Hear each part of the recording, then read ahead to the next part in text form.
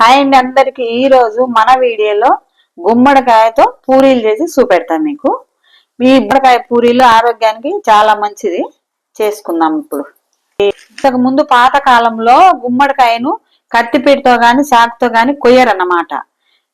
ఎవరైనా అప్పుడు కాలం వాళ్ళకి తెలుసు అన్నమాట. ఇప్పుడు వాళ్ళకి తెలియదు కదా, పాతకాలం వాళ్ళకి తెలుసు. గుమ్మడికాయని ఇట్లా ఎన్నిక్కేసేవాళ్ళు, ఎన్నిక్కేస్తే పగిలిపోతుంది అన్నమాట.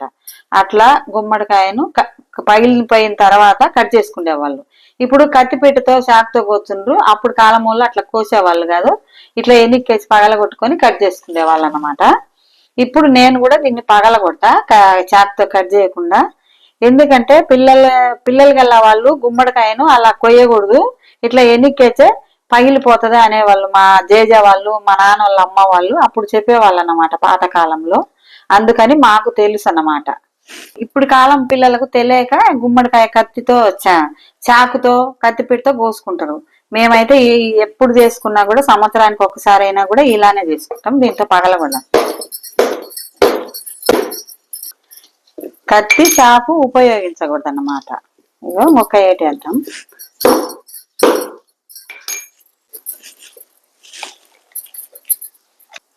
చూడండి, ఈ విధంగా పగలగొట్టుకున్నాం కదా. ఇగో ఈ గింజలన్నీ కూడా తీసి ఎండబెట్టుకోవచ్చు. ఇది లేతాయి కాబట్టి.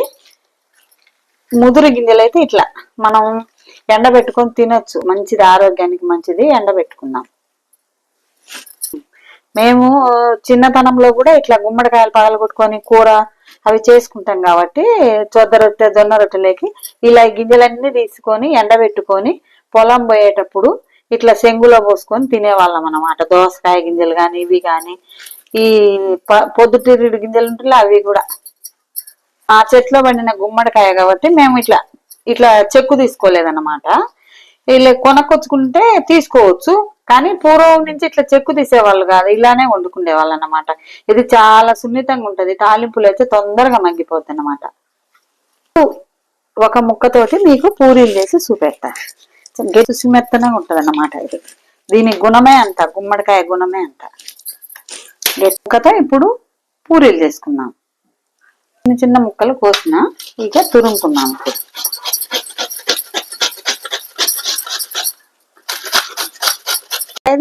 నెక్స్ట్ ప్రాసెస్ చూద్దాం. ఇప్పుడు గుమ్మడికాయ తురుము పెట్టుకున్నాం కదా, ఆ తురుములోకి ఈ బెల్లం సరిపోద్ది అన్నమాట.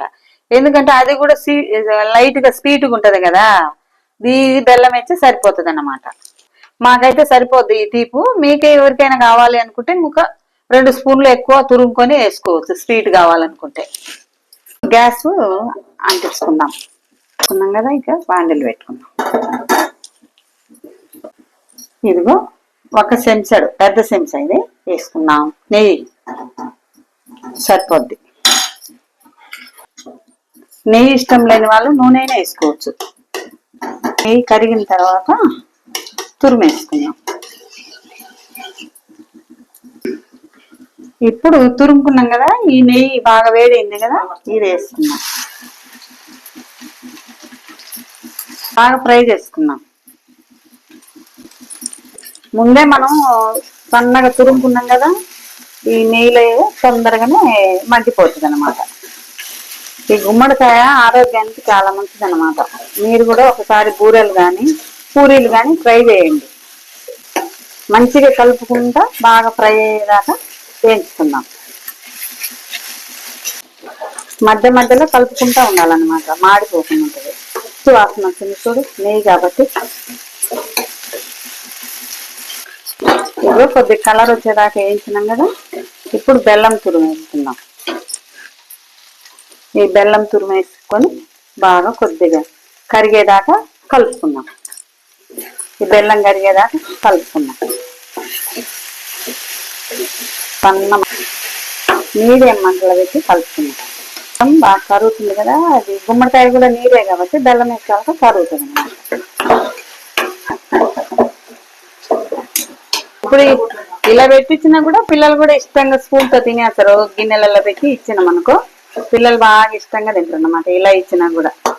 ఇప్పుడు స్టవ్ ఆఫ్ చేసుకుందాం. బాగా కరిగిపోయింది కదా బెల్లం, అదంతా స్టవ్ ఆఫ్ చేసుకుందాం. గుమ్మడికాయ తురుము బెల్లం అంతా బాగా వేయించి కరిగించినాం కదా. ఇది గోధుమ పిండి. ఇప్పుడు 2 కప్పులు గోధుమ పిండి వేసుకుందాం. ఒక బౌల్లో వేసుకుందాం. ఇక 2 కప్పులు. సరిపోకుంటే ఒకవేళ లూజ్ అయిందనుకో కొద్దిగా పిండి వేసి పిసుకోవచ్చు దాంట్లోనే. ఇదిగో రుచికి తగినంత సాల్ట్ వేసుకున్నాం, సరిపోతుంది. ఇదిగో ఇలాచి పొడి, 1 స్పూను ఇలాచి పొడి. ఇలా కలుపుకున్నాం. ఉప్పు ఇలాచి పొడి వేసినాం కదా, ఇట్లా బాగా అంతా కలుపుదాం. ఇది వేసుకున్నాం. ఇప్పుడు అంతా ఇలా కలిసేటట్టు కలుపుకున్నాం. ఇదంతా ఇట్లా పిండి తురుము బాగా ఇట్లా కలుపుకోవాలన్నమాట. ఒక్క రవ్వ గట్టిగా అయింది కదా పిండి, ఒక్కొక్క సుక్క నీళ్లు పోసుకుంటే ఇట్లా చపాతి పిండిలాగా పూరి పిండిలాగా పిసుకున్నాం.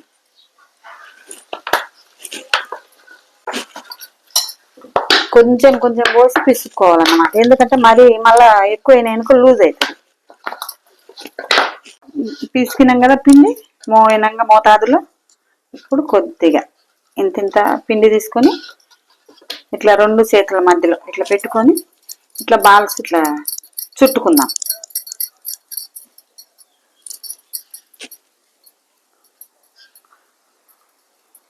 పీట తీసుకొని కొద్దిగా ఆయిల్ వేసుకుందాం.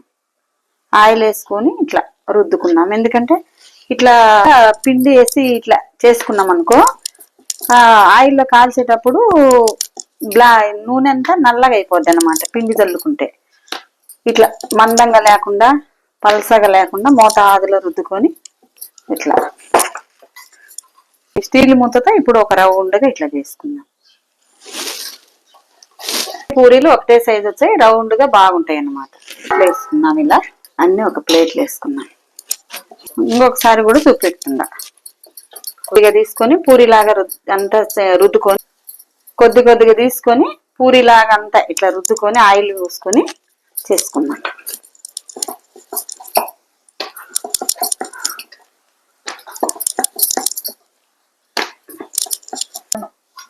గుమ్మడికాయ బూరెలన్నీ అన్ని ఒకటే సైజు వచ్చాయి అన్నమాట. ఇట్లా తీసుకుంటే రౌండ్గా ఇక అన్ని చేసుకొని ఈ విధంగా రౌండ్గా పూరీలు చేసి పెట్టుకున్నాం కదా. ఇప్పుడు స్టవ్ అని తీసుకొని ఆయిల్ పెట్టుకున్నాం. బాండిలు పెట్టుకున్నాం. ఇప్పుడు సరిపోయేటట్టు ఆయిల్ పోసుకున్నాం. సరిపోద్ది.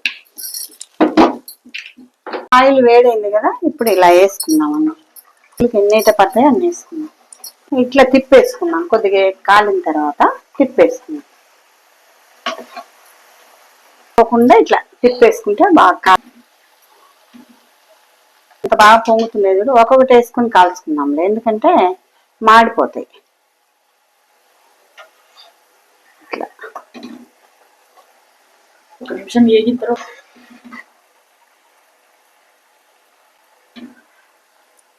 అన్ని ఈ విధంగా తీసేసుకో. నూనె సింది మీద పడకుండా ఇట్లా చిన్నగా తిప్పి కాల్చుకున్నాం.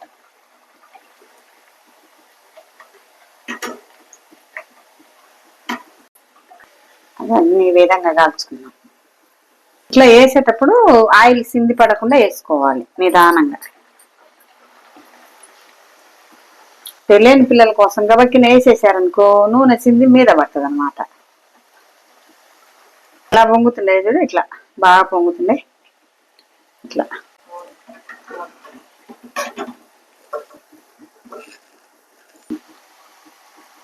ఇక చూడండి బాగా పొంగుతుండే.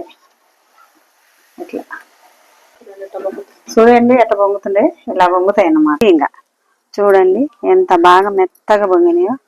చూడు ఎంత మెత్తగా ఎంత స్వీట్గా బాగుంటాయి అన్నమాట. అయితే ఈ విధంగా ఇంకా దీంట్లో ఏం అవసరం లే, ఉట్టి పూరీలే తినొచ్చు అన్నమాట. ఇట్లా ఎంత బాగుండేది చూడు. ఇగో మా గుమ్మడికాయ పూరీలు మీకు నచ్చితే లైక్ చేయండి, షేర్ చేయండి, సబ్స్క్రైబ్ చేయండి. మీరు కూడా ట్రై చేయండి. Super taste.